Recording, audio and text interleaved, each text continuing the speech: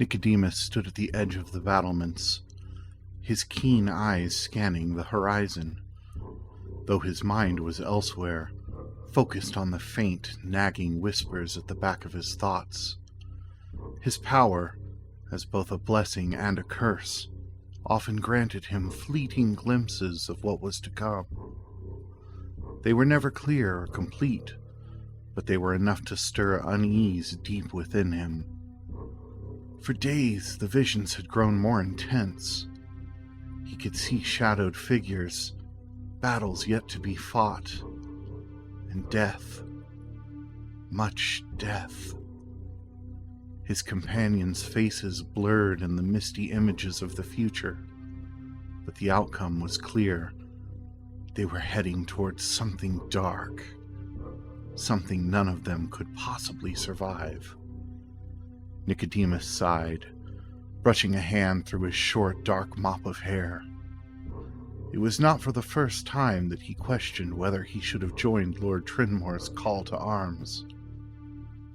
His heart was pure, his intentions noble, but in the deepest corner of his mind, he feared that his power, his foresight, might do more harm than good. What use, after all, was knowing the future, if it led only to helplessness? It had been easy enough to say yes when the summons came. A threat was growing in the east, the tales said. Villages had fallen silent. Darkness spread through the land, creeping out from the Leomar Timberland wilds. And Lord Trinmore, a man of justice and honor, had called upon heroes from across the realm. Nicodemus had felt it his duty to join the effort, to use his abilities for the greater good. Now, after weeks of traveling, the weight of that decision pressed down on him like never before. Behind him, his companions gathered in a small war room, preparing for what was to come. Nicodemus had joined them not out of hubris, but because he believed he could help. Marduk, Elena, Father Orin, they were the true heroes. They deserved someone to guide them, someone who could see beyond the battlefield and provide counsel when the dangers grew too great. But it was the same gift of foresight that had led him here, to this moment of indecision. And though he wanted nothing more than to protect them, the faintest flicker of doubt kept gnawing at him. He sensed movement behind him, and without turning, he knew who it was. Marduk, ever the warrior, approached with heavy footsteps. "We're ready," the barbarian grunted, his voice as gravelly as the mountains he hailed from. "Elena says the scouts spotted movements in the ruins. It's time." Nicodemus nodded, but his heart was heavy. He glanced over his shoulder at the man who had become a friend over these long weeks of travel. Marduk was everything Nicodemus was not. Brave, steadfast, and fearless in the face of any danger. His great battle axe gleamed in the dim light of the chamber, a weapon well used and well worn, a warrior to his core. "I don't like this, Marduk," Nicodemus said quietly, his voice carrying the weight of unease that had plagued him for days. "Something isn't right." The barbarian raised an eyebrow. "You've been saying that since we left Trinmore's castle." "And I'll keep saying it until someone listens." Nicodemus turned fully now, his expression hard. "I've seen fragments, visions. This place, these ruins, it's not something we can defeat. Not like this." Marduk let out a low chuckle, shaking his head. "You and your wizard visions. No offense, Nicodemus, but we fought worse things than whatever's hiding in that ruin." "Not this time," Nicodemus murmured, his eyes narrowing as the fragmented images flashed through his mind once again. Screams, blood, death, all of it too quick, too inevitable. His heart clenched.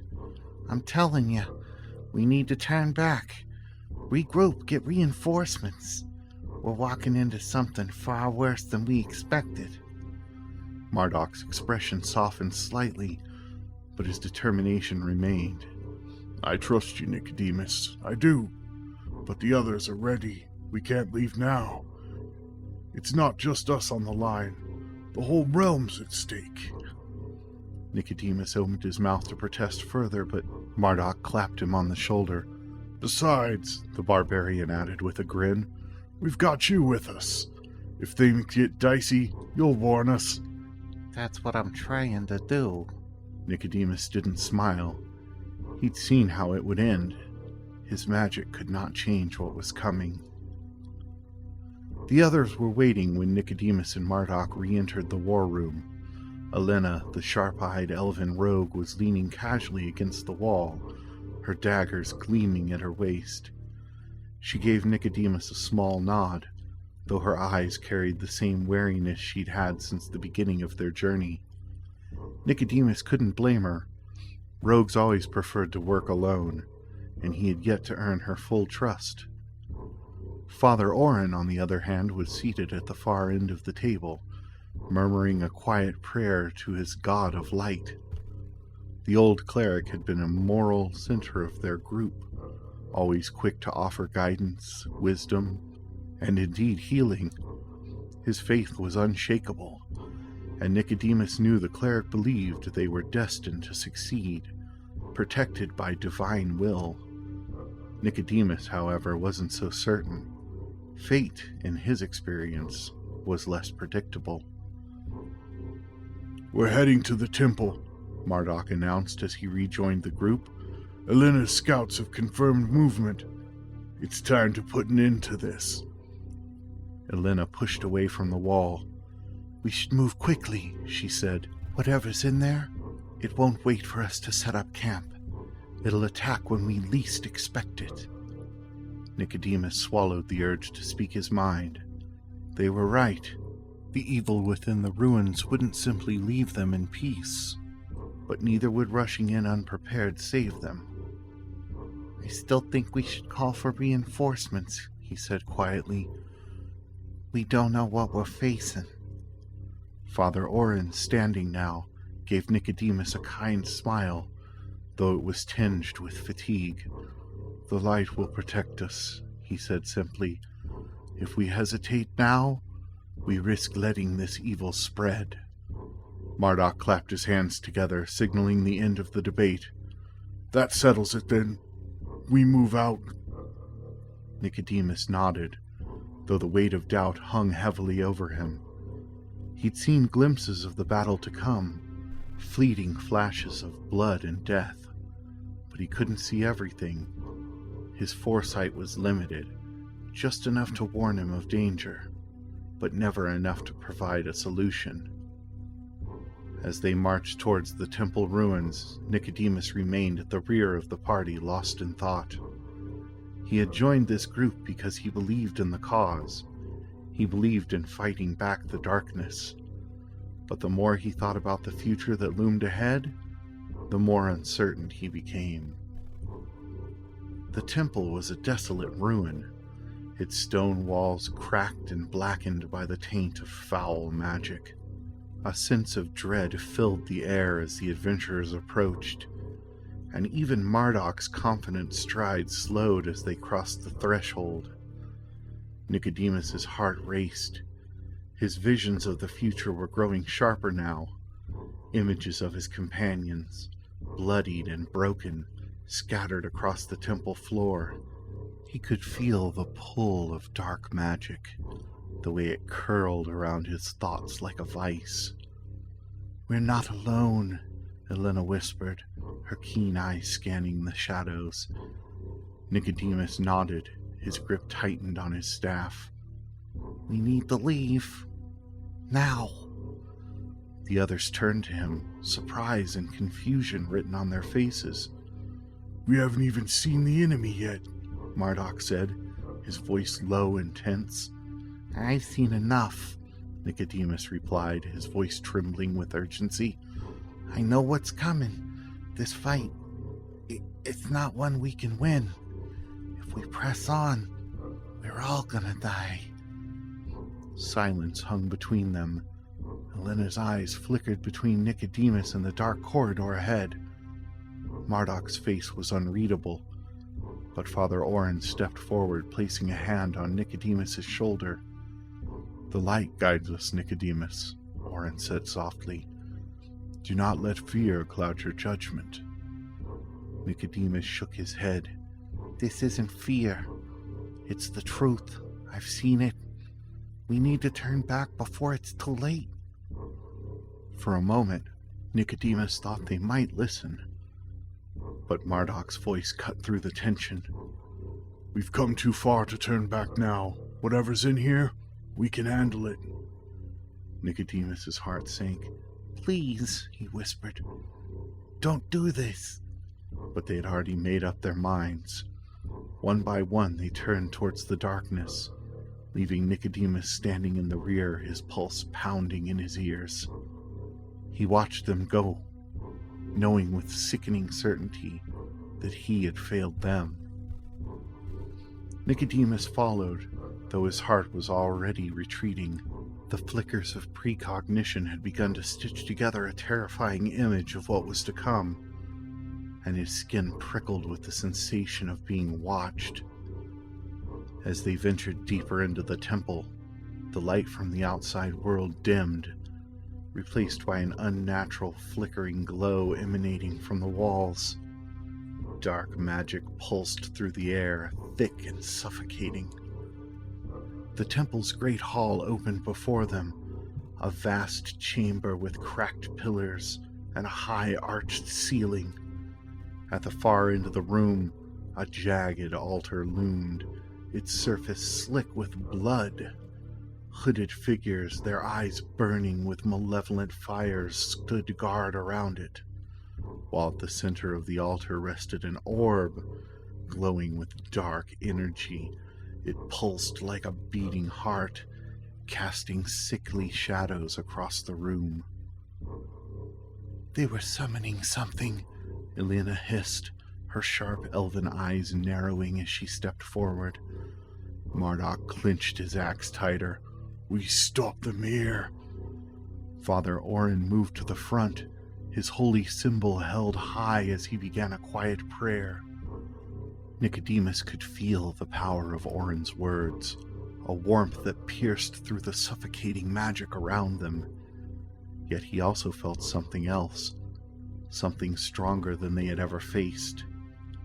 Nicodemus's stomach churned as his premonitions sharpened to a knife's edge. He could see Marduk swinging his axe in a powerful arc, cleaving through one of the robed figures. But then there was a flash, and Marduk fell, his body crumpling lifeless to the floor. He saw Elena darting through the shadows, her daggers flashing in dim light. But then her scream echoed and she collapsed, blood staining the ground.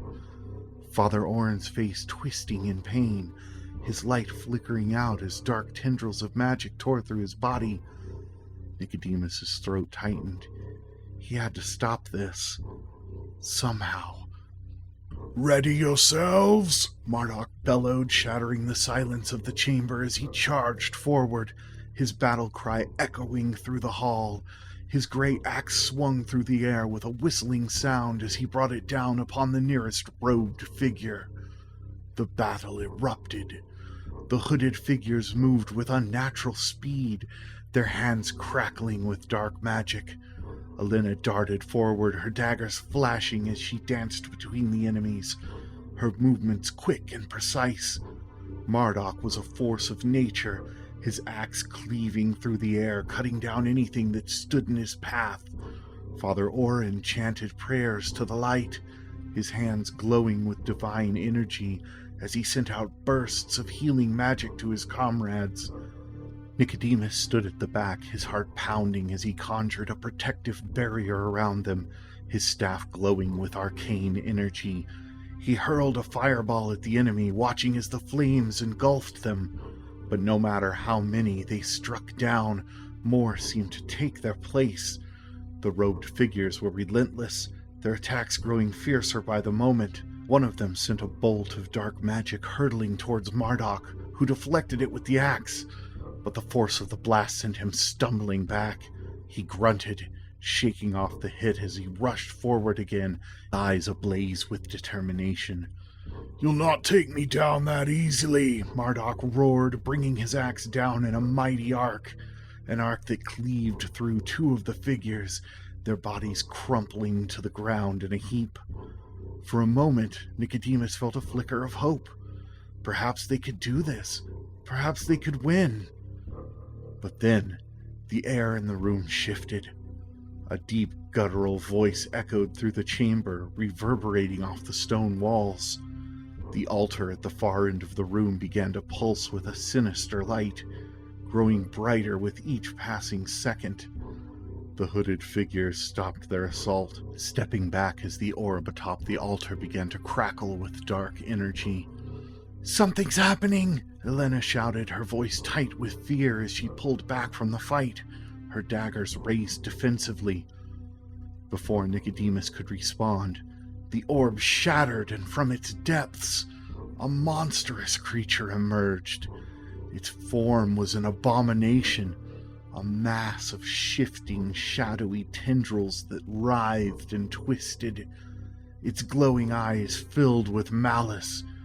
Dark energy radiated from its body, warping the air around it. The creature let out a deafening roar, shaking the very ground beneath their feet. Marduk charged at the beast, his axe raised high. "I'll handle this," he bellowed, his voice filled with fury. "No!" Nicodemus cried, but it was too late. Marduk swung his axe with all his might, the blade biting deep into the creature's shadowy form. For a moment, it seemed as though the barbarian might have succeeded, until the creature's tendrils lashed out, wrapping around Marduk's body. With a sickening crunch, the creature squeezed, and Marduk's scream echoed through the hall before his body was torn apart, his blood spattering the stone floor. Elena gasped, her face pale as she watched Marduk's brutal death. "No, Marduk! We gotta fall back!" Nicodemus shouted, his voice tinged with panic. He hurled another fireball at the creature, but the flames barely seemed to affect it. Elena shook her head, her hands trembling as she gripped her daggers. We can't leave now!" But the creature was already upon them. It lashed out again, its tendrils wrapping around Elena's legs, pulling her towards its gaping maw. "Elena, no!" Nicodemus shouted, but the rogue's scream was cut short as the creature's jaws snapped shut, silencing her forever. Father Orin raised his holy symbol, his voice rising in a desperate prayer. "Light, protect us!" The blinding burst of radiant energy erupting from the cleric's hands washed over the creature, driving it back for a moment. But the effort was too much for the old cleric. Orin fell to his knees, his face pale, his breath labored. Nicodemus rushed to his side. "We gotta go, Orin. We can't fight this." But Orin shook his head weakly. "It's too late for me, Nicodemus. You must carry on." Before Nicodemus could protest, the creature struck again. A tendril pierced through Orin's chest right before his eyes. Orin let out a shuddering breath as his body slumped to the ground. Nicodemus staggered back, his heart racing as he stared at the body of his fallen comrades. They were gone, all of them, and the creature was still advancing. Terror gripped him as he realized there was nothing left to do. He couldn't fight this thing, and he couldn't save anyone. With one last glance at the monstrous creature, Nicodemus turned away, casting a spell to teleport himself as near the stairs that had led to this chamber as possible. Then he ran. He could feel the creature's presence behind him, its dark energy licking at his heels as he sprinted towards the temple's exit. His breath came in ragged gasps. his mind racing as he struggled to push away the guilt clawing at his chest. They had trusted him. They'd counted on him, and he'd failed them. He reached the temple's entrance, his heart pounding in his chest. With a final desperate burst of energy, Nicodemus hurled a bolt of arcane magic at the doors, blasting them open. He stumbled out into the daylight, his body shaking with exhaustion and fear. Behind him, the temple stood silent and dark, the bodies of his companions lost to the shadows within. Nicodemus fell to his knees, gasping for breath. He'd survived, but at what cost? The sun was setting as Nicodemus staggered through the forest, his mind numb with shock and exhaustion. He'd escaped the temple, but he could still feel the weight of the dark magic pressing down on him, like a shroud that refused to lift. He'd lost them all, his friends, Marduk, Elena, Father Orin. If only they'd listened to him. His premonitions had proved correct. He stopped, leaning against a tree as his legs gave out beneath him. His vision blurred, and for a moment he thought he could see them. His fallen comrades, their faces twisted in agony. "You ran," a voice whispered in the back of his mind, cold and accusing. "You left them to die." "It was too late for them," Nicodemus said. "I tried to warn them. What was I supposed to do?" Tears welled in Nicodemus's eyes as he buried his face in his hands. He'd seen the future. He'd known what was coming, and still he hadn't been able to save them. For all his power, for all his foresight, he'd been helpless. "I'm sorry," he whispered, his voice hoarse and broken. "I'm so sorry." But no one was there to hear his apology. Nicodemus was alone.